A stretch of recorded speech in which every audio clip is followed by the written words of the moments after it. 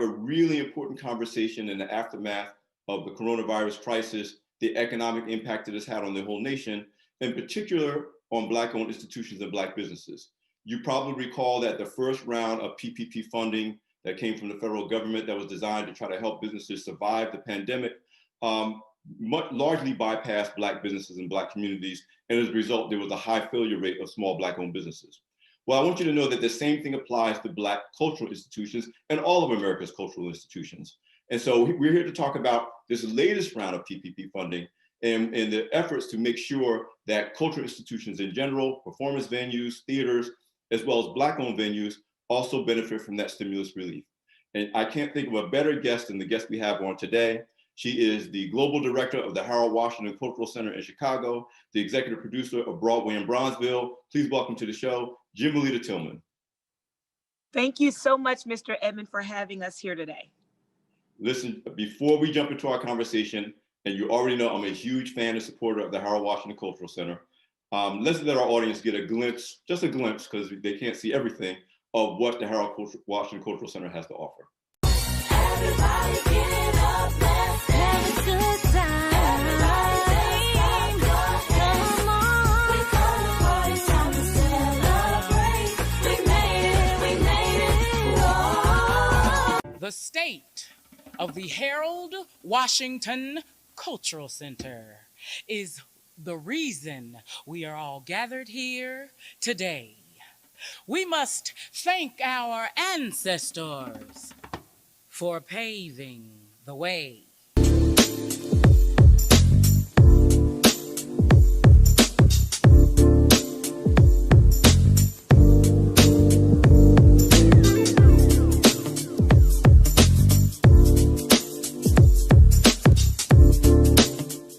And listen, everybody, that was just a taste. So if you ever get to Chicago, especially after the pandemic, even before the pandemic, if you get a chance to go through there, go to Bronzeville in Chicago, you want to check out the Harold Washington Cultural Center. But Jimelita, before we jump into our core conversation around what it takes for performance venues to survive and thrive, as we're continuing to battle our way through COVID, and of course, in the aftermath of COVID, I really want people to understand what you bring to the table. Yes, you're a playwright. Yes, you're a producer. So people might expect that of a director of a cultural center. But you're also someone from an executive side, really, really prepared for the unexpected. Now, nobody expected a global pandemic a year ago, but the bottom line is you're certified in risk management and emergency preparedness. A lot of people don't think about those things when they talk about running a major cultural venue. Talk to me about your story in terms of who you are, and also the legacy of Harold Washington Cultural Center. And we all know it's named after the legendary late mayor of Chicago, Harold Washington. Absolutely. Well, again, thank you for having us. And here at the Harold Washington Cultural Center, we pride ourselves on being committed to children, community, and culture. We like to take the kids off the streets and put them on the stage, be that acting, directing, producing, or behind the scenes, lighting, directing, cameras, the whole 9 yards. But we don't just stop there with stage. It goes into the whole gamut of dance and recording arts and science. And we've been very, very blessed throughout the years to crank out some amazing talent from right here on 47 and King Drive. We are sitting in the heart of what's called Chicago's Historic Blues District in Bronzeville. And at the Harold Washington Cultural Center, we have a 1,000-seat theater, a recording studio, a video editing lab, a full-service computer lab, 3 dance studios, a multi-purpose room, and it goes on and on right here in the community for us and by us. And what I'm very proud about our board of directors and what they take the initiative to do initially was to have a forward thought to make sure that our entire team, led by me, were trained in anything that could possibly happen. So going all the way back to the inception of the Harold Washington Cultural Center, we've always maintained our updates and certificates in emergency preparedness, risk management. How do you deal with everything from an active shooter all the way up to someone who's no longer an employee and runs off of your data? That is an emergency in itself. Luckily, we've never had to deal with anything like that, but these are things you have to be prepared for. So in Chicago, we don't have a lot of really torrential weather patterns and such, but we have to be prepared for how do we help other institutions preserve some of their materials that they might have gotten or thrifted, but they didn't know how to archive or chronicle that. So we've been trained here as a team to go out and be dispatched almost like the National Guard to assist other institutions across the country with dealing with emergency matters. And we were standing at the ready once this coronavirus and this pandemic hit. And now we're one of the leaders in turning that corner with virtual productions. Now, and I really want to dive deep into that. Now, let me do a disclaimer, everyone. I'm a huge fan of the Harold Washington Cultural Center. Chicago happens to be one of my favorite cities. I have family there. I used to host a radio show on WVON in Chicago, legendary radio station in Chicago. I thought I knew the Cultural Center, but I learned a lot of the other things just in the past year. And just to give a little background, Jimelita Tillman is the daughter of civil rights icon and former Chicago alderman Dorothy Wright Tillman, and she's the mother of a 14-year-old environmental scientist with a master's degree who we profiled, Black Enterprise profile last year, as Dorothy Jean Tillman. So you're really talking about a really interesting legacy, fascinating legacy, in my opinion. So just to say that, I'm a big fan of the Harold Washington Cultural Center. I'm a supporter. And by the way, this is kind of a turning of the tables, because the first time we really ever talked was when you interviewed me for one of the virtual events for the Harold Washington Cultural Center that was specifically designed to be able to take place during this crisis. And that's why I kind of want to use that as a jumping off point. A lot of venues, a lot of theaters, maybe I would say most of them, maybe 90% of them have been shut down. You are one of the few that said, we will recognize and observe all COVID requirements and restrictions to keep people safe, but we will not shut down. We will find a way to keep going. And the event that I participated in was my first exposure to anything like that from any institution. But talk to me about that. I know you did a major New Year's Eve fundraiser. You have other things coming up. But what was your mindset as the leader and the executive leader of this institution to be able to keep this going, even with everything else that we're facing as a nation and as a world, actually? One thing that we know about the performing arts and shows in general, be they comedy shows, stage productions, even a movie, it's cathartic. It's almost a place that you go to just leave it all behind. It's the fantasy world. You get a chance to come into a theater and you want to be able to just leave your worries behind. And we knew that we had to step in and step up and be responsible to the patrons of the arts and all of those that got a chance to work with us in various capacities over the years and provide them with a way to be able to entertain themselves online with the virtual shows, and then a way to safely produce the shows through rapid testing that we would do in order to be able to do the in-person virtual tapings. And we took a lot of care and pride in preparation with that. We knew that it was important for us to let our consumer know that there is light at the end of the tunnel. There's always been a battle for Black owned and operated institutions to maintain generationally. And what we wanted to make sure that they did not feel as though this pandemic was going to take us out. So we wanted to continue with shows. We began immediately after the pandemic hit and everything shut down. We started a Women's Writers Circle during Women's History Month. We did not hold it. We went ahead and held it, and we did it Zoom style initially until we figured out more about how it worked and how it rolled. And then we came around the corner for June, which was Black Music Month. And so we celebrated all the history of all those great people from Chicago, from Herbie Hancock all the way to Quincy Jones. We celebrated them all and their contribution. And that was our way of just keeping us relevant to our consumer base, direct to consumer. And now at that point, we said, you know what?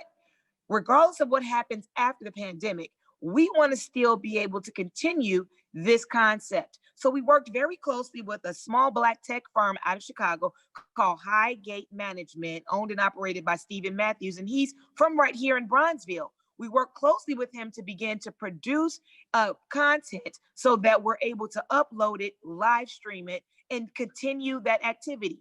Once Steve came to the table, we said, let's look at a way to assist and support other theaters, institutions, and artists to be able to produce their virtual shows. So then we became somewhat of a stage studio for them as well. So not only were we providing our own content for our patrons, we were able to provide opportunity for other theater groups who may not be able to get their homes back as it pertains to their theater houses, because theater houses are closing left and right.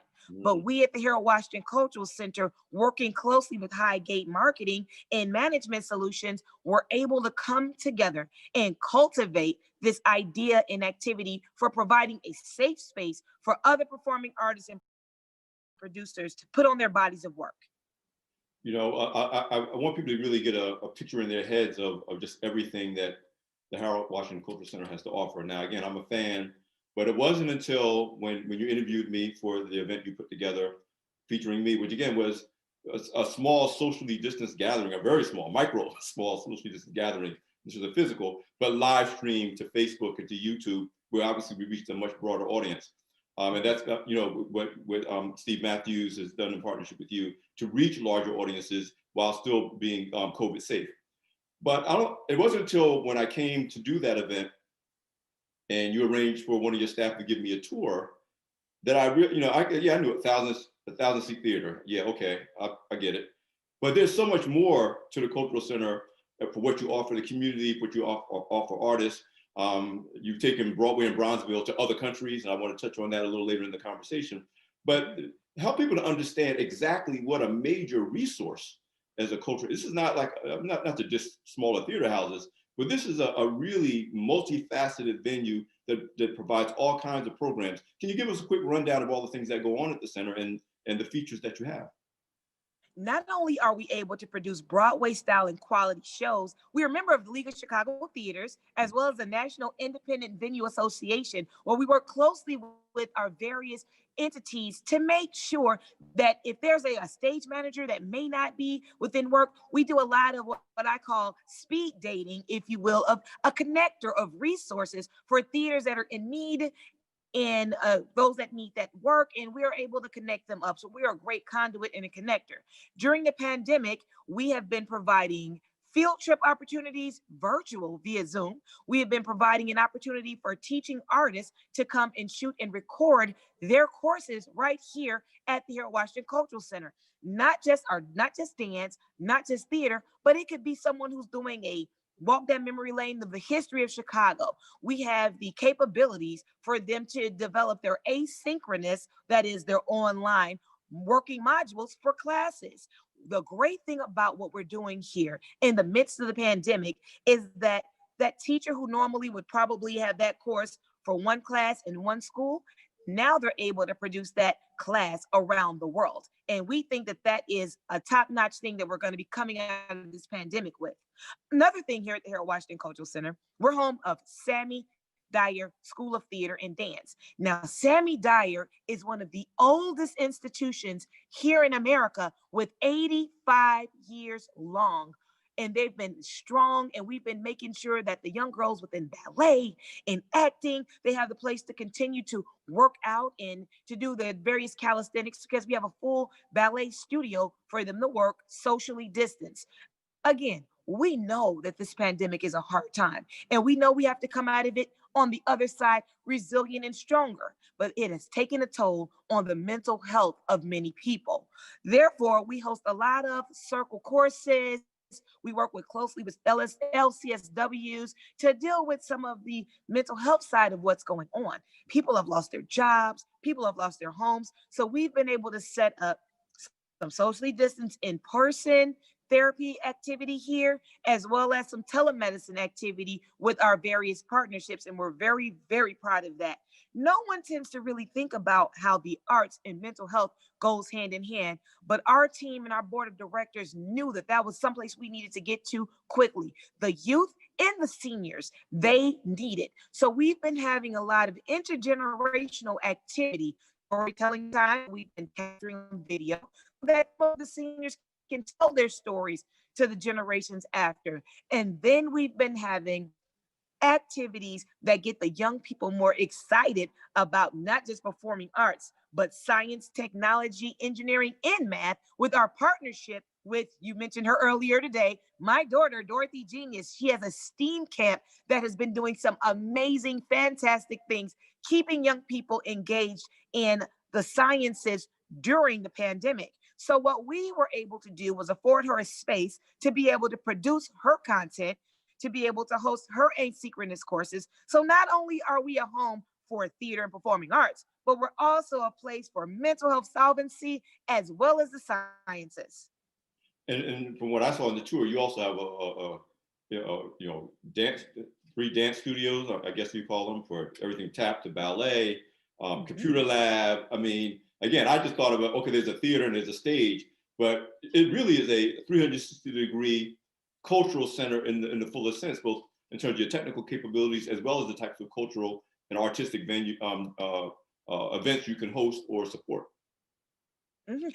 Absolutely. It's crazy that you mentioned that. Karen Clark Sheard actually won a Grammy from recording here at our building. We've done Wow. some amazing things with Jennifer Hudson, Rakim of Arabian Rakim, Kiki Palmer, who was the first, everybody knows her as Akila and the Bee, but she was the first Black woman to ever play Cinderella on Broadway. And that brings me to the fact that we are the only theater in the country, not Black theater, but the only theater in the country that takes a delegation of students to the Tony Awards every year. And the Tony Awards, for those who may not know, is the highest coveted award for Broadway musical theater. Thanks to our relationship with Al Kamation and Kevin McCullum, what we are able to do is our children, they get a whole New York experience. We come in, we stay at the W Times Square, and then we get a chance to hit it. We hit Broadway shows. From Thursday, we do a matinee and an evening show. Friday, we do an evening show. Saturday, we do matinee and evening. And then the Sunday before the Tonys, we do a matinee. We do the red carpet walk. They go to the Tonys, and then there's a big gala that happens at the plaza after it. And all of our youth and young adults get to go mix, meet, and mingle with Broadway royalty. Like, it's amazing what we've been able to do. And we've had some young people on Broadway. We've had Jeremy Payton, he was in Hairspray, in Kinky Boots. We've had Deshaun and Dante Brown. Dante was one, he played the Lion King. He played Simba, little Simba. Wow. And so we're really proud of the talent that we're cranking out from right here. And it gives hope to the other students that are from right here in Bronzeville. And not only that, not only do we produce shows and we produce talent on the Broadway, but this is a place that many students call home for their graduations, for teen summits, for youth peer career development. We host job fairs. We do it all when it comes to making sure that we are a one-stop shop for college and career goals for young people here in the city. And now, thanks to the pandemic, coincidentally, we're able to now offer these things online, virtual, as well as in person once we return. We're not going to go away from our virtual activity. We're going to use this to expand our reach. Did I tell you that our New Year's Eve show, who normally we have 1,000 people here at the Harold Washington, and it's traditionally a $100 ticket show, but this year we had to pause, pivot, and reset. We ended up doing our New Year's Eve show virtually, and we got over 15,000 people to tune in and counting. That lets me know that virtual is the wave of the future for a theater any size. So we're really, really proud of that opportunity that we were able to seize. We had the All-Stars, the Chicago Blues All-Stars perform. There was a lot of great talent from our Broadway and Bronzeville Rising Stars. And we're looking at doing more events and more activities just like that. And to put a grace note on all of that, tell me about Broadway and Bronzeville and you taking productions abroad to other countries. Well, thank you. Broadway in Bronzeville, we have our Broadway in Bronzeville that's here locally, that we do activities such as Page to Stage, where we work with youth and young adults to be able to work on their creative writing skills. And so it's everything from how do you course it out from the page to producing it on stage. And it is something to see a young person, young adult, see their body of work produced on stage. Now, whether they go into theater or not is a different story, but they're able to say, I created that from my mind and I saw it produced on stage.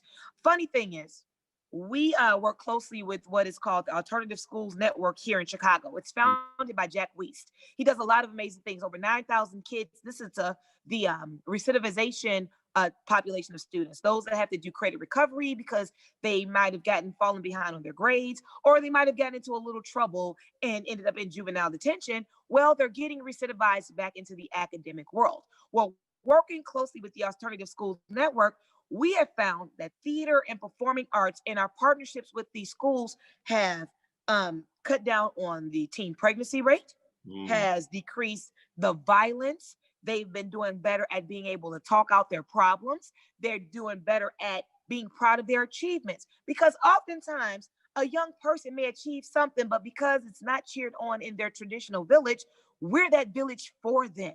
And Jack, we said, Jamalita, we have noticed a difference in many of our students after being a part of programming here. Now, again, it doesn't necessarily have to be a part of a particular show. It may be a teen summit. It might be a night at the movies. It may be a talent show, an open mic, or a concert that is specifically geared towards students. These are the activities that we're proud to do. We've done some amazing things with Chance the Rapper. And some of you all may be familiar with Chance the Rapper with all his Grammys and all the things he's done, but he has two organizations. He has Social Works, which is his nonprofit arts organization, and Kids of the Kingdom, which is a faith-based initiative that he has with dealing with the summer camp of arts and technology, as well as being rooted in your faith. And that's important. Oftentimes, we don't take that moment to just be still and pray, or be okay with being rooted in whatever your belief structure is. We have students that are part of our program that are Muslim. We have students that are part of our program that are Seventh-day Adventist, Catholic, Christian, you name it. And the thing about it is, it teaches tolerance, respect, and an understanding. And it makes it a little easier sometimes for students to communicate their faith, because oftentimes it's not a thing that they really want to do with their peer group. But here it's a safe space. We're 501c3, not a place to be able to shout, my God, my God. They need that, and we provide that. But pivoting from the point that you were asking about Broadway and Bronzeville in our Broadway Beyond Borders program, we are also in about 7 or so various countries. So we're in France and Paris, we're in London, England, we're in Cape Town, South Africa, we're in Nassau, Bahamas, we're in, Ghana, Accra, Ghana, so many, Cuba, Hogain and Camagüey. We've done some amazing festivals there, social justice festivals dealing with the arts, and the activities that we do when we're in these various countries. We go in, we work with their schools or their various institutions with how do you best shape your curriculum or your programming to be able to compete at an international level. We work with teachers on how to teach the students and utilizing performing arts to reach the student academically. And then, of course, our Paid to Stage program, where we're working with students abroad with writing and producing their own shows. And now with Netflix and all these other mediums, they're able to produce their shows and get them uploaded and actually see their bodies of work working. We're really proud of the impact that we've been making in Cape Town. We work closely with Apostle Joseph Stanford. Now there we've been able to work with students in the orphanage, and he's at an amazing theater that he opened the doors to myself and my staff and my crew, and we work closely with this team there. And we're going to be going back, so hopefully we can take you with us, Mr. Edmonds, so you can see some of the work we're doing abroad, because we know that the legacy that Mr. Graves left behind was the importance of economic empowerment of Black people around the world. And the arts is one of the greatest exports of America and the primary export of Black America. So instead of just letting people sharecrop our culture, we want to make sure that we own and operate how our images are being portrayed around the world, and how around the world our people are being showed to us here. So hopefully maybe we can talk to Butch and get you and the crew to come on over to Cape Town and check us out. I'm coming. Don't worry about it. I got this. I'll talk to Butch. I'm definitely coming. So listen, we've done what I really wanted to do at the front end of this interview, which is to really not only give a clear picture of what all that the Harold Washington Cultural Center has to offer, but to help people to understand that when we talk about losing an arts institution, a performance venue, a cultural institution, it's not just, there's some little bit of entertainment that's missing. That it's a huge economic impact to a community, has a huge cultural impact, a social contract with the community. So it's just as impactful as if you lost a traditional for-profit business in the Black community. So I wanted to make that case. So segue. Yeah, I want to add something to that. Yes. People don't realize that the arts are a multi-billion-dollar industry, Mm. and the arts are more likely to hire and employ small businesses and contractors from within the community. Like our lighting director, she's an African-American woman, but she has her own company, P&O Lighting. Her and her husband have a team. So when it comes to set design, when it comes to lighting, when it comes to even purchasing paint, the fruit for the lunches, locally sourced. The arts organizations, be it craft services for shows, we are a purveyor as an economic engine. Not just when people come to the show and they go dine at a restaurant locally or stay at a local hotel, we do boom the economy. But when we look at how many small businesses that are impacted by arts institution, the number is through the roof.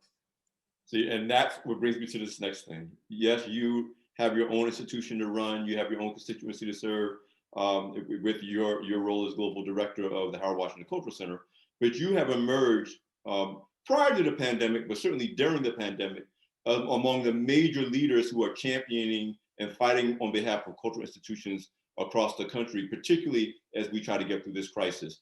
You've been recognized, for example, by the Congressional Black Caucus for your advocacy for the arts and cultural institutions. Talk to me about the work you've been doing, especially this year, with regard to dealing with Congress, dealing with making sure that legislation includes resources for arts institutions, not just as kind of a nice philanthropic thing to do, but everything you just talked about in terms of the economic health of our nation, the economic health of communities. Talk about the work that you've been doing to make sure on two levels. One, that arts institutions in general, because you didn't just do this for HWCC, you've been doing it as a representative of all arts and cultural institutions, make sure that they get stimulus relief and other relief to keep those doors open or get them reopened when they can. But then also you being one of the few, if not only Black leaders at this level, who is a champion for cultural institutions, to make sure that venues like Howard Washington Cultural Center and the other Black institutions get their share of the PPP dollars and other stimulus, because there's resources I'm sure you share with me that goes beyond PPP, to make sure that we not only not lose institutions like Howard Washington Cultural Center, but you emerge stronger because of the support you're able to get. Well, I want to take it back just a little bit. Mm-hmm.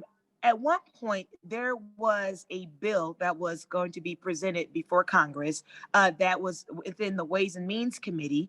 And on that, Congressman Danny Davis sits on that committee. And at the time, a few other congressmen, Chairman Camp, Dave Camp was a chairman out of Michigan at the time. And the legislation that was before the committee dealt with being able to utilize a contribution to arts organization as a tax write-off. And there were many people who you normally wouldn't think that you would think they would be for not taxing people to be able to be a patron of the arts. But some of the people who traditionally would be art lovers were championing this tax. I went before the Ways and Means Committee, and we were able to make our case and explain to them that when white art organizations get wet, Black art organizations, we drown. Mm-hmm. And that is a known fact when it comes to when it rains, it pours. So if it's affecting them, Chicago Symphony Orchestra, Lyric Opera House, the Met, it is going to ruin and crush us. So back then, when we were working on the tax break, we were able to work very, very closely with the Ways and Means Committee to show how the little boy that wanted to play the violin and how the patrons of the arts were able to help him navigate his way through college. And if they weren't able to have this tax break, that young man may not be playing the violin today. He's gone on to do some amazing things at the Met. Now, when we fast forward to what's going on legislatively now, that's just laying the historical context. That was 2013, and there were a number of other things that were going on between then and now. But every year we would go up to Capitol Hill for Arts Advocacy Day. One of our major hosts is actually Sheila Jackson Lee out of Texas. Love her. She would always host us there in DC to make sure that the arts were heard and that whatever funding we were pushing for, it got through. Legislating on Capitol Hill is very, very important and very, very key. And it's not about just having a lobbyist go out there. Your leaders need to see, hear, and feel your way about how passionate you are about the arts. So as we fast forward to the PPP, us joining the Chicago Independent Venue League and NEVA, we began working closely to craft out the legislation to help support arts venues and institutions. What was key about that is that many of the businesses that were getting built out and things were happening for them, they were not arts institutions. They look at performing arts venues and live venues as just a warm and fuzzy place, not just a real business. And we had to work so hard. And I want to thank our legislators, Robin Kelly, Congressman Rush, Congressman Davis, for supporting and making sure that that legislation got pushed through. And the legislation I'm referring to is the Save Our Stages. Initially, Save Our Stages was just about reopening, being able to get your payroll back together, take care of a few bills, but it has expanded tenfold to be very specific in nature and the language that it's choosing to ensure that those that are in disadvantaged areas, those that are women owned and operated, those that are African American owned and operated, and those that are veteran owned and operated get an opportunity to get first shot at the money. And the Save Our Stages bill passed, and it's going to be legislated. It's legislated all the way through, but it's going to be administered through the Small Business Association. So the SBA is going to be the conduit in which the money is going to get to the venues. And one thing I want to share with you, Mr. Edmond, is that over the years, we have lost many brick and mortar theaters. Now, a theater company may still exist as a performing troupe where they're able to perform in houses, but there are not many Black-owned theater houses. Here in Chicago, we have the Harold Washington Cultural Center, we have Black Ensemble Theater, ETA has their building, but other theaters don't really have buildings. A lot of venues that we consider Black-owned are really kind of like Black patroned, right? Mm-hmm. So these are theaters that we may manage, these are theaters that the theater company might sit in, but we're not owning the dirt. Mm-hmm. At any point in time, someone can get rid of the lease. At any point in time, someone can say, pack up your costumes and get up out of here. And we're seeing the Black theater and performing arts venues go the way of the dinosaur. And I say nay. I say that we need to use this point to invigorate those performing arts troupes, to figure out a way to at least have a storefront theater, right? To at least have 88 seats somewhere that you can call your own and pass down from generation to generation. We have to legacy build an institution plan for hundreds of years, just like our counterparts. And it is not an unrealistic thing to think about a 100-year legacy plan. And thanks to our board of directors, now we were founded by like Inez Andrews was an original board member, Chuck Barksdale, Marshall Thompson, one of the original board members. I saw you interview and a guest on my show. A guest on my show. Otis Clay. Oh, I know we had some amazing legends in music who have passed on because our board consists of musicians, community reps, and business entrepreneurs, and they worked very closely with us. And as time went on, some of them have passed on, but we're still resilient, and our board still works very, very hard and gives us the support that we need. They came in and manned those phones and helped us call those congressmen. They called up the various volunteers. They made sure we did a PPP giveaway here. Our board of directors led that, and I'm very, very proud of them. I want to just shout out a couple of them, and I know that they're going to be watching. Miss Janie Bennett, H. Lorraine Jeter, who's like a super duper top person in the Talma chapter of the Eastern Stars here in Chicago. Miss, I don't know, you're like, Timolita, enough with the shout outs, but Brenda Ramsey, Terry Bell, our whole board, we're really, really proud of them. And I don't want to forget any names, but I would be remiss for not talking more about my mother, the founder of the Harold Washington Cultural Center, the Honorable Dorothy Tillman. Now, she was a field staff organizer for Dr. King. And one of the things that people don't really think about Dr. King with is the arts. Dr. King was an accomplished pianist. Dr. King had an amazing, beautiful voice. And there was nothing that happened in the civil rights movement that did not incorporate an artistic perspective. So when this building was getting constructed, when my mother at the time was an elected official, she said, no, we will not just have a small 200-seat theater. No, we will not we need to have something that can rival any theater with the state-of-the-art, top of the line. And here we are still 16 years later, forging the way in technology and turning the corner on what could have been an economically ruined for arts organizations like ours. Yeah, leadership tip, everybody. a top executive takes care of their board. So I wasn't mad at all the shout outs. Smart executives know you look out for your board because your board looks out for you. But listen, you use the term that you used in private conversation with me, this idea of sharecropping our culture. And I want you to address that, and I want to, without giving it away, I want you to say it better than I can say it.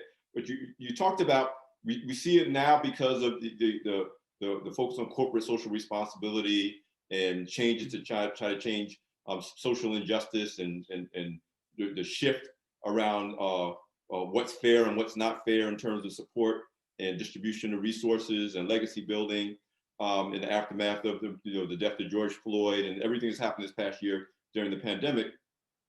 And you said something to me about now there's obviously money available, and it should be available to all institutions, but it has to be more than an institution that is not in the Black community, kind of importing, let's say, kids, doing great things for those kids, great, giving them all those things, but that institution is getting the money, but the community that those kids are from is not necessarily getting the money. And the institutions like Harold Washington Cultural Center, that's in the community where the kids are from, that they need to get the same level of support as an institution outside the community that may also do some great things, where they're literally importing they call them the customers, the clients, in to serve them.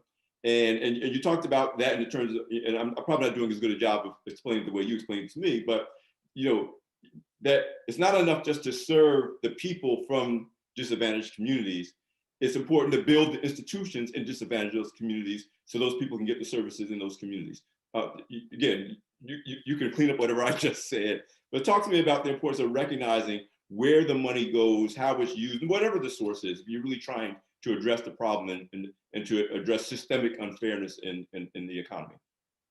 Well, one, I want to take it back. Mm-hmm. Black Enterprise held an entrepreneur summit of some sort here in Chicago some years ago. Yes, Had to be maybe 2012 or so. And our young people we were reached out to here at the Harold Washington Cultural Center way back then to bring young people to participate in, it was like a whole business summit, youth, and this whole piece that was going on. And I said, well, that's cool, but our kids are pretty much theater kids. And I can't remember the young lady name at the time, but she says to me, theater is a business. I said, I know, our kids are really, I said, you know what? Okay, we brought our children down to, it was maybe the Hyatt, Hilton, wherever it was downtown. And it was important to the Graves family for young Black students from all walks of careers and career path to understand the economics of their business. So our young people were infused in a competition and they emerged as the winners because they're left brain, right brain thinker. They came in there and brought a more creative look to it. I'm bringing that story up because of this. The outreach of the institution of the Graves family and Black Enterprise, reaching out to our arts institution to make sure that not only did our young people get a chance to participate in the teenpreneur or the young business leadership piece that they were doing, but they made sure our staff, our team, we had badges that were brought in, and that is legacy building and institution resource sharing. Mm-hmm. That is why it's so important to preserve our institutions across the sectors. That one story alone is one of those examples that I wanted to make sure that we share. That and strangely enough, Project U, that's headed up by Sister Lisa Muhammad, those are the students, they normally do our acting here and they do our ushering and our ticket taking. They walked away with every single trophy, certificate you can name. And then many of them now have started because now they're older, 19, 20, 21, have started their own businesses. Most of them are going into technology, which is pretty cool, like app development, IT, social media marketing, or what have you. But as we look at the fact that other institutions would have brought them in, giving them the exposure to the business and the business development as an audience member. The difference between what they would do, and what Black Enterprise took that moment to do was it gave them an opportunity to see and be what they can be, not just by sitting in the audience, but by authentically engaging, participating. They got a chance to meet at the time. Derek Dingle came and sat with them. I think they got a chance to take pictures with Miss Butch Graves, the son, and all of that. Everybody was accessible to them. Unlike coming somewhere and feeling like you're on display and treated like you're an adornment sitting in the backseat of a theater watching someone speak to you. That is the difference of institutions working together. Fast forwarding, what we often see happen is institutions would give us tickets to shows to come and see and different things like that for students throughout the city of Chicago. But rarely do they produce and bring those shows into our community. Rarely do we see that our kids always have to be bused downtown or bused up north. And that is nothing against those theaters because they're doing what they think is the right thing. But we are more than a hashtag. We are more than a survey. We are more than a free ticket to be on the side of your ledger. We are able to run your theaters. We are able to run our own theaters. We are able to write the shows. We are able to be executives at the corporate level and corporate sponsors and sit on the boardships of. But there is no board development for young people to learn their way in the arts. There is no Carnegie Mellon seed program from when they're young here. They don't learn about Carnegie Mellon until they get way off. And by that time, they're not necessarily getting admitted. Their chances of getting admitted to Carnegie Mellon, which is the premier school for theater and performing arts, very rarely will they get accepted if they don't start on that track younger. We believe that oftentimes when this funding comes in and what it's called is it's called audience development and exposure. So let's say a particular theater, they may get, I don't know, $50 million to do audience development over a matter of 10 to 15 years so that young people can be exposed to the arts. Whereas we have a theater that may be larger than that particular theater that is able to easily identify with that student, where that student doesn't feel as though they're a guest, they feel at home. And we see that all too often. And what I want to challenge your corporate supporters that are watching today, and those that are small business owners and those philanthropists of all kind, when it comes to media and performing arts, what I want to encourage them to do is do a matching program for the PPP. Like the PPP is one thing, but we need corporate social responsibility to go beyond that. Understand that social justice is good, but economic empowerment is even better. So if you empower these institutions to be able to pour into their children, to be able to grow the programming that they're doing, you'll see your dollar go a lot further. Like, we want to implore them to not just reach into their little basket of donation money to say buy a few tickets. We want them to dig deep. We want them to do naming rights the same way that they do it there anywhere else. We want them to be able to be, okay, we're going to match dollar this or dollar for dollar that. Corporate social responsibility, the key word with it is corporate. The dollars is the money. How can the money get back into the community in a way that these young people feel as though it's not a social service project? They feel invested in, not handed out to. That's the difference. See, one of the things that I learned during this whole process is we're getting ready for Black History Month to come up, and then the anniversary of the assassination of Dr. King in April 4th, is the fact that they killed that man. They killed that amazing man because he was talking about economics. He was talking about the money. The Montgomery boycott was successful because it hit the pocket. So at the end of the day, we can't get lost in the sauce and just be sitting back thinking, oh, social, and it was this. No. I watched a video recently. Dr. King was running the numbers down. $25 million in 1967 to build this development and hire these people and create businesses and take them to Binga Bank up here in Chicago and the National Bread Basket. I'm bringing that up because those are the shoulders I stand on. Where we're sitting right now on 47th and King Drive is next door to where the Regal was. Now, the great thing about the Regal is we got a chance to showcase a lot of our talent there. However, it wasn't known by us. Right. You know, Stevie Wonder recorded Fingertips at the Regal Theater.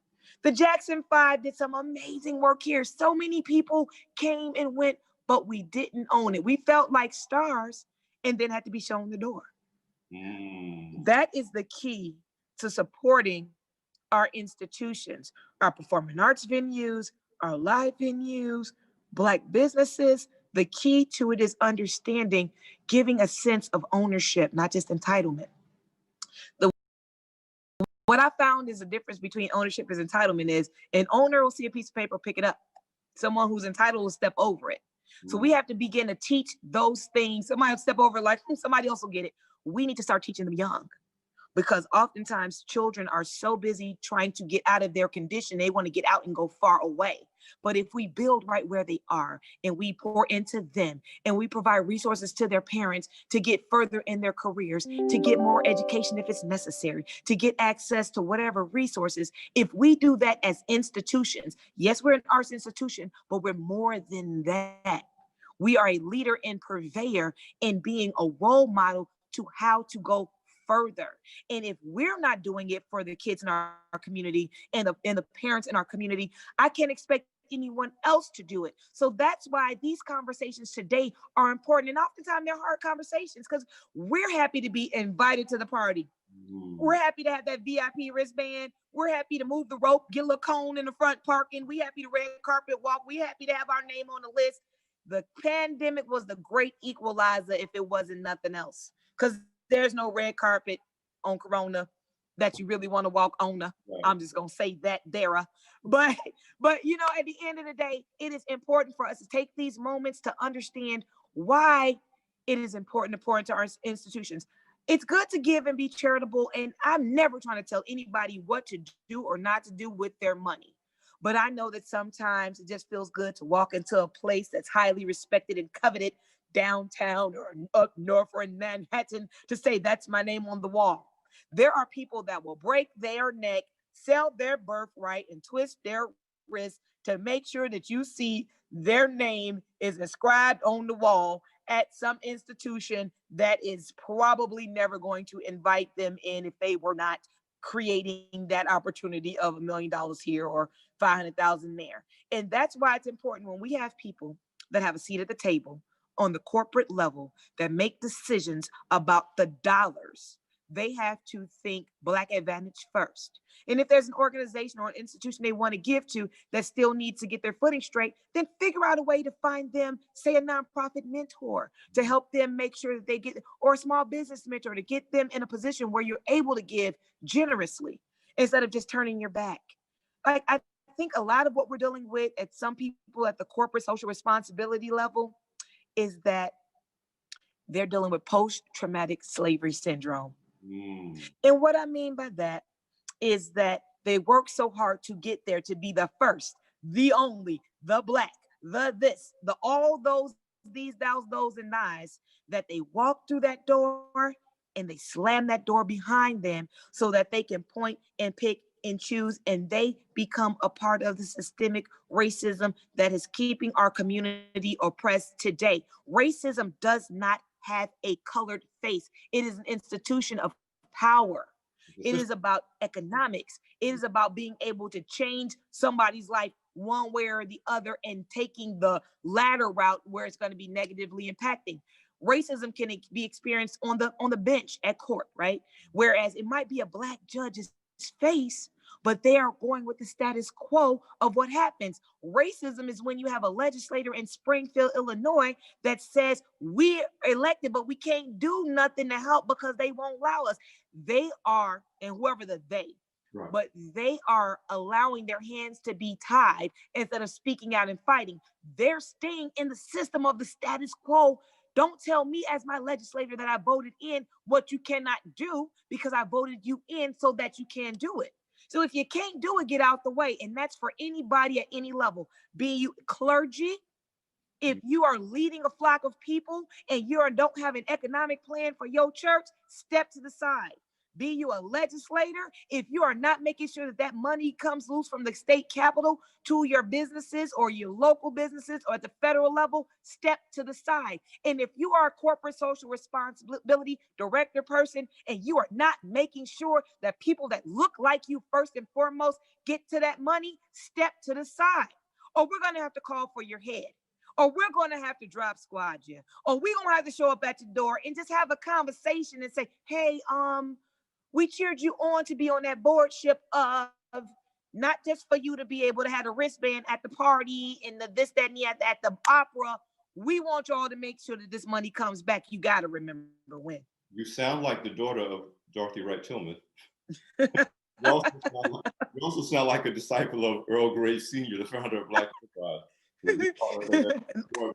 Love him so. Love him you sit on the board because they ran out of smart white people. You're there to make it. so. But listen, in the time we have left, and I'm glad you took it to this particular point, talk about ways that our audience, whether they're a corporate executive in a company that has access to resources, particularly resources that have been earmarked, again, during the past year, hundreds of millions, billions of dollars have been earmarked by corporations that are supposed to be designed to address the systemic racism that existed for hundreds of years, but there seems to be a spirit that says now we're going to do something about it. So this is, tell me how you can tell those people or just regular people who want to support the Harold Washington Cultural Center and institutions like it.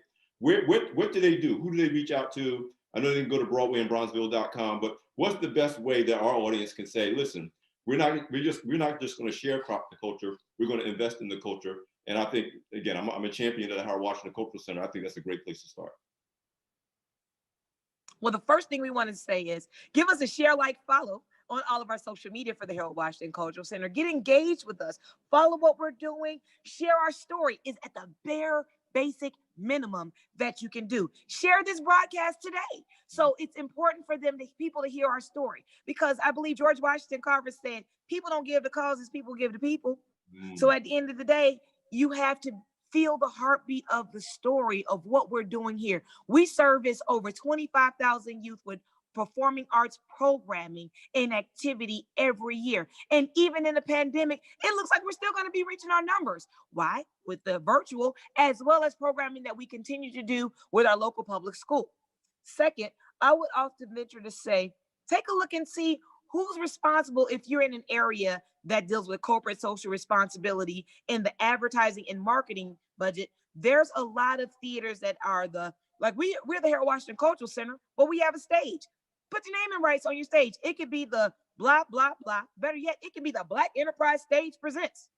And these are things that can happen. Naming rights, adopting a program, sponsoring a kid, and not just doing it in a way where it's one and done, but doing it in a way that it's lasting long term. If you have a bereavement, a bequeath plan, think about including us in your will, in your living will, so that when you transition, that's one of the things we learned that other organizations do. Other organizations, they get to people and say, hey, time is ticking on that clock. And we know that when you transition, you're going to have about $10 million. Can you earmark $1 million for us? Those are the things we need to start thinking about as Black people are beginning to get their life insurance policies and get their affairs in order. Consider giving to us posthumous. Hope I pronounced that correctly.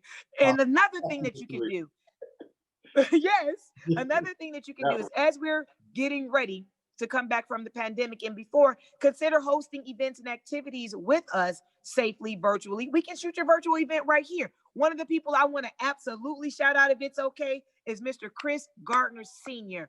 And if you guys don't know him, he is the Pursuit of Happiness. He took time to make sure that he came during the pandemic and shot a very exclusive video here on our stage. That gave us a spark of hope. Many of our charitable givers and donors have been still giving, but we need support from you. Those that are viewing right now, you can log on to BroadwayInBronzeville.com. You can hit the donate button. You can be a subscriber to our programming. You can come and you can give us some volunteer time hours. Lend your brain trust. We will be loading up our advisory board, which is a little different from our operating board, but our advisory board, it doesn't require you to have a whole lot of commitment, but we want your brain trust, your brain power. We want you to do some brain fundraising. That's what we need help and support with, just being transparent to everyone. Closed mouths don't get fed. And I want to shout it to the rooftops that I have been born, bred, and raised in the theater. Without the theater, a lot of things in my life probably would have went left, regardless of who my parents are. And that is what is important to know, that when you invest in institutions like the Harold Washington Cultural Center, you're investing in generations and generations and generations of up and coming successful people. Listen, I can't think of a better note to end our conversation on. You know, you and I are going to continue to talk talk about these issues because, again, I'm a fan of you. And I'm a Can fan. we get your commitment, Mr. Edmonds? Let's start with you. Lead by example. I got Make you. your I pledge got you. today. I got you. And I'm coming with you to South Africa. And I'm personally going to do everything I can to continue the legacy of the Harold Washington Cultural Center. I think you're doing amazing work. I think it's necessary work. And I'm so glad that you took the time because this is a busy woman, y'all. Just figuring out a time I could get her on the show. So I want you to thank you for just even taking the time to have this conversation and being a guest on Beyond the Hype. Thank you. Thank you for having us. Gonna have you back. We'll work it out. I look forward to it. Bring like Wayne Brady with you. I Oh, like that the one. interview. I like the interview. So listen, everyone, thank you for joining us. I know you got a lot out of it. Please come back for the next edition of Beyond the Hype. I'm Alfred Edmond Jr., Senior Vice President, Executive Editor-at-Large at Black Enterprise. Be blessed.